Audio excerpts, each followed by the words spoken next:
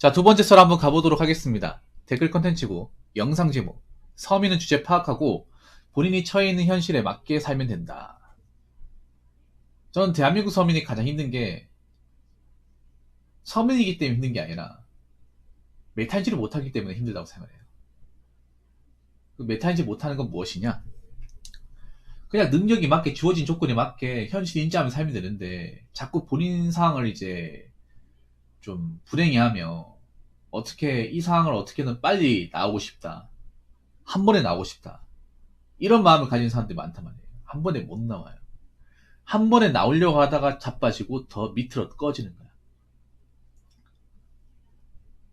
그래서 서민으로 살아가려면, 대한민국 서민으로 살아가려면 본인의 위치를 확실하게 파악하는 게 맞습니다. 좀 죄송한 얘기지만 저는 대한민국 서민들 중에 자기의 위치를 객관적으로 냉정하게 판단하는 분들은 그리 많지 않다고 생각합니다. 서민들이 불행한 이유는 뭐냐면 자꾸 자기가 가진 것을 만족하지 않고 자기보다 더 많이 벌고 잘 나가는 그런 미디어에 등장하는 성공한 사람들을 자꾸 부러워하고 그 사람들의 관심을 쫓으면서 자신의 삶을 굉장히 비관적으로 보고 안 좋게 보는 그런 마인드 자체가 본인 자신을 더 힘들게 만들어요. 사실 난 지금 대한민국 서민이 그렇게 살아가는 게 나쁘다는 생각은 안 가져요.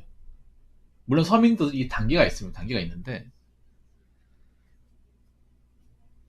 우리나라가 딴 나라에 비해서 삶의 질이 그렇게 나쁜 나라는 아닙니다. 서민들도 사실 할 거 다 하잖아.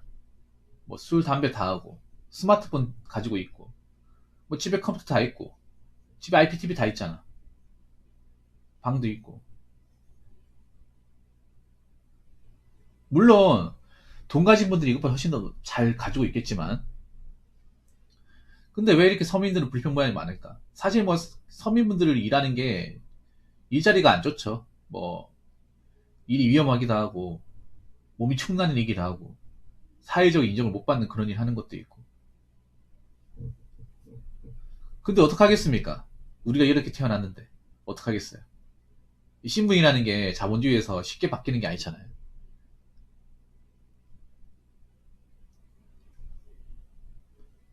물론 지금 상황이 안 좋다는 거 알고 있는데 대신에 열심히 노력하고 살면 돼요. 노력하고 버는 돈이라도 잘 관리하고 살면 지금 단계에서 조금씩 올라가면 돼. 한 계단씩 올라가면 돼. 한 계단씩. 만약에 우리가 반지하 살고 있으면 1층 올라오면 되고 1층 살면 2층 올라오면 되고 반가짜리 살고 있으면 두 칸짜리 올라오면 되고 이런 식으로 살면 돼요. 물론 이렇게 살면 시간은 오래 걸리고 좀 더딥니다. 더뎌도 이렇게 살면 과거보다는 좋아요. 제가 살아보니까. 근데 뭔가 이렇게 사는 것들을 좀 많은 서민들은 이걸 무시하고 안 좋게 보더라고. 야, 그래가지고 언제 부자 되냐? 야, 그래봤자 서민이야. 누가 알아준다 그래? 이렇게 얘기를 합니다.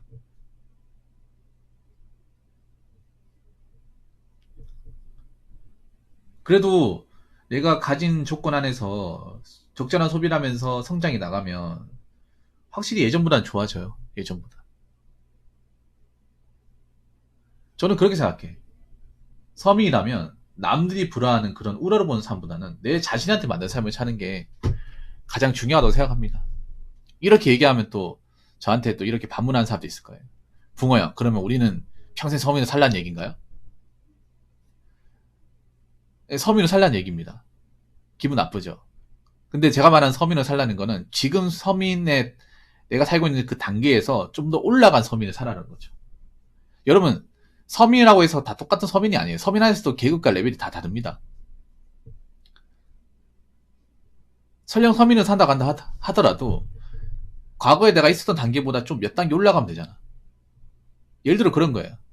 우리 집이 가난해서 남의 집에 새빵살이 하잖아. 그러면 돈을 벌어가지고 구축 빌라라도 사면 돼. 그거 그 뭐 남들이 봤을 때 뭐 구축 빌라 누가 산다고 하지만 예전에 반지하 살 때 사글세로 이제 주인한테 구박할 때 생각하면 훨씬 더 좋은 거잖아. 그렇게 성장하면 돼요. 남들한테 굳이 인정 안 받을 필요 없어. 인정받으려고 막 그렇게 아득바락할 필요가 없어. 왜 이렇게 대한민국 사람들은 인정 욕구가 너무 심해서 이 집착을 하는 정도까지 가는지 모르겠어요. 사실 서민들이 자존감이 낮은 이유가 그런 거예요. 인정 못 받다 보니까 인정 욕구에 대해 굉장히 관심이 높아. 뭔가 내가 잘해서 인정받고 싶다. 그냥 지금 나는 대로 내 안에서 뭔가 존중하면 살면 돼요. 맞춰 나가면서. 내가 전에도 얘기했지만 서민들은 기회가 그렇게 많지 않습니다. 살아가면서 기회가. 그리고 서민들은 엎어지면 답이 없어요. 돈 많은 사람과 서민의 가장 큰 차이는 뭐냐면 돈 많은 분들은 10번 넘게 엎어져도 한 번 잘 되면 끝, 한 번 잘 되면 많이 할 수 있고, 그리고 10번 넘어져도 그렇게 큰 타격이 안 와요. 그런데 서민은 한 번 무너지는 걸로 그걸로 끝날 수 있다는 거예요. 한 번 무너지는 걸로. 컨티뉴가 없다는 거예요. 한 번 자빠지면 나뿐만 아니라 우리 가족들까지 다 힘들어지는 거 많이 봤어. 그래서 한 번에 뭔가 이 상황을 역전해 보겠다 그런 마음보다는 그냥 천천히 가자. 어차피 인생 길고 일은 계속 해야 되고 이걸 한 번에 바꾸기는 어렵고 천천히 내가 지금 처해 있는 상황에 좀 받아들이고 너무 나쁘게 보지 말고 내 인생에서 맞는 조건으로 좀 최적화시켜서 나한테 필요한 데만 돈을 쓰고 나머지 미래를 위해서 좀 많이 지촉하고 그렇게 이제 1년, 2년 이렇게 존버해 가면서 좀 자본을 모아 나가면 과거의 서민보다는 더 나은 서민이 될 거예요. 물론 이렇게 한다고 해서 막 부자가 된다거나 떵떵거리지는 않아. 그래도 뭔가 내가 그 기반을 닫는다는 게 살면서 정말 중요해요. 누구의 도움 없이. 그래서 난 대한민국 서민분들은 좀 자기 자신만의 삶의 기반을 확실하게 만들었으면 좋겠어. 남들한테 보여주는 거 말고. 남들한테 인정받으려고 하는 거 말고. 무슨 말인지 아시겠죠? 자, 댓글 한번 읽어보도록 하겠습니다. 언론도 집값 상승할 때 엄청 부채질 했지요. 다 돈 버는 것 같으니까 가만히 있는 사람이 바보처럼 만든 언론도 한몫했죠. 맞습니다. 아주 맞습니다. 사실 영끌 B2가 언론에서 굉장히 많이 부채질을 많이 시켰습니다. 참 웃기게 뭐냐 하면 난 언론 기관이 정말 치사하다 생각합니다. 난 분명히 이런 일이 벌어질 거라는 걸 알고 있었을 것 같은데 분명히 알고 있었을 것 같아요. 이 사단이 날 거라는 거. 영끌 B2에 몰렸다가 다수의 사람들이 힘들어질 거라는 거.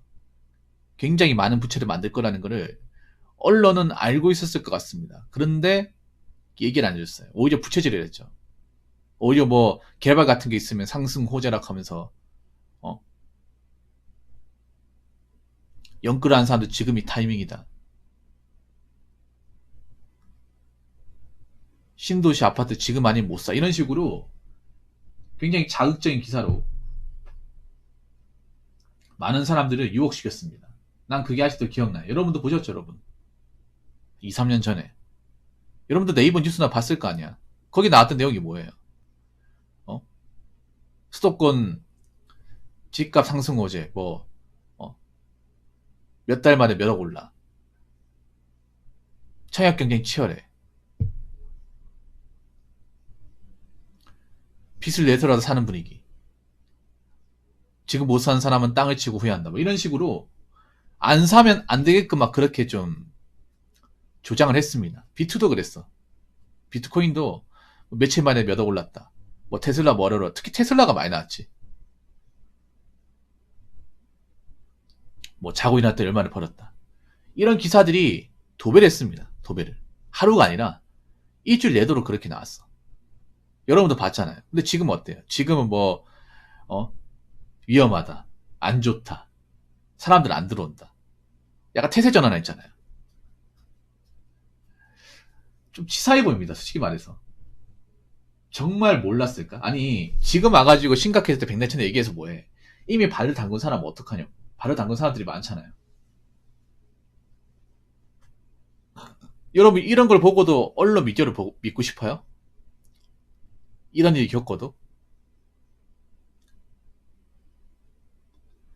아니, 언론이라는 게 중립성을 가져야 되는데, 중립성 자체가 없어요, 여러분.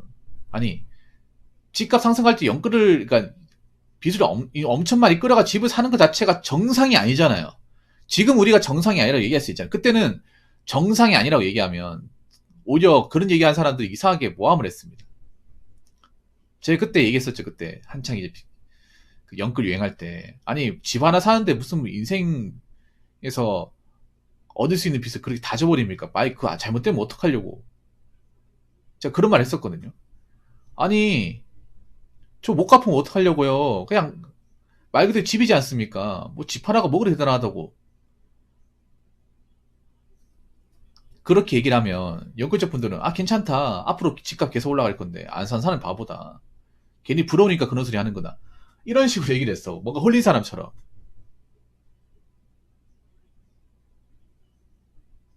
아니 믿을 거 믿으셔야지.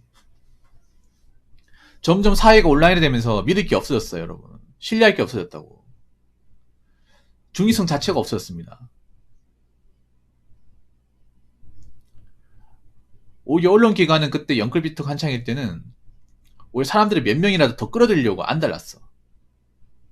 뭔가 이렇게 끌어들이면 남는 게 있는 것처럼. 자신들한테 뭔가 떨어지는 게 있는 것처럼. 그렇게 행동을 했습니다. 지금 와가지고 사태가 굉장히 심각해지고 나니 이제 와가지고 뭐 집값 떨어진다. 찾는 사람 없다. 상가 공실이다. 이런 얘기 하잖아요. 이미 사태가 심하게 커질 정도로 커지고 나서. 여러분 그거 하셔야 돼. 앞으로 세상을 파악할 때는 너무 있잖아요. 온라인 미디어로만 파악하시면 안 됩니다. 오히려 나는 세상이 편리해지면서 온라인화 되면서 일반 사람들이 굉장히 시야가 좁아졌다고 생각합니다. 그냥 기사 몇 개만 가지고 대한민국을 판단하고 찌라시 몇 개만 가지고 대한민국 전부를 받아들이고 그게 정확한 건지 한쪽에 치우친 건지도 파악도 안 하고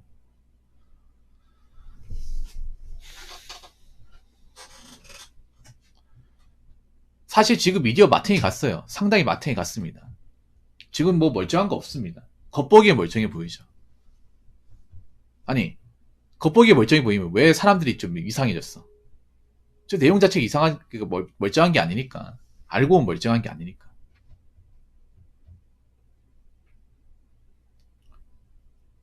그래서 앞으로 언론에서 뭔가 부동산이나 이 재테크 뭐 투자 관련 얘기 나오죠. 그러면 여러분 색안경을 많이 끼고 봐야 됩니다.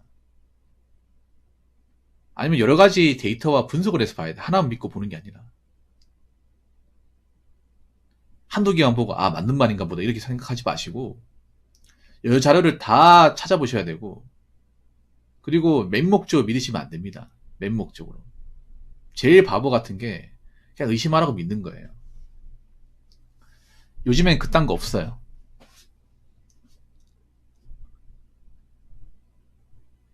그렇기 때문에 그냥 여러분 스마트폰 인터넷에서 나오는 거 가지고 대한민국이 이렇게 돌아가는 게 생각하지 마 여러분.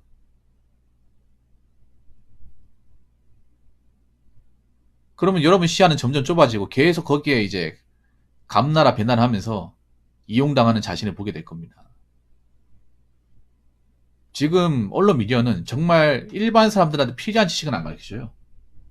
여러분이 필요한 지식은요. 언론 미디어에서 찾을 게 아니라 현실에 찾아야 돼요. 현실에서. 여러분이 살고 있는 그 기본 바탕에 찾아야 됩니다. 스마트폰으로 찾을 게 아니라. 무슨 말인지 아시겠죠? 자, 이상으로 두 번째 썰 마치도록 하겠습니다.